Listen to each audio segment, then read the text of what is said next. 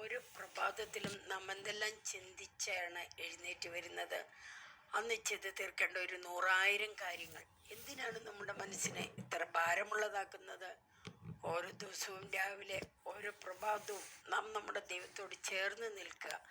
ജീവിക്കുന്ന ഒരു ദൈവം ശക്തി നമ്മളുടെ ഇടയിൽ നമ്മോട് കൂടെയുണ്ടെന്ന് വിശ്വസിക്കുക, ആഴമായി വിശ്വസിക്കുക.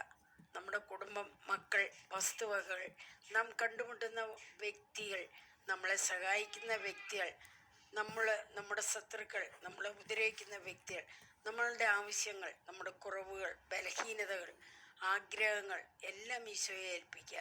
ആ കൈകളിൽ സമർപ്പിക്കുക. എല്ലാം വിട്ടുകൊടുക്കുക. കൊടുത്ത് നന്ദി പറയുക.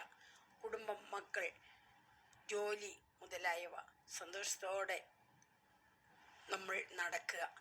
ഈശോയെ, നീ എൻ്റെ കൂടെ ഉണ്ടാകണം, കൂടെ നടക്കണം എല്ലാ കാര്യത്തിനും എന്ന് പറയുക.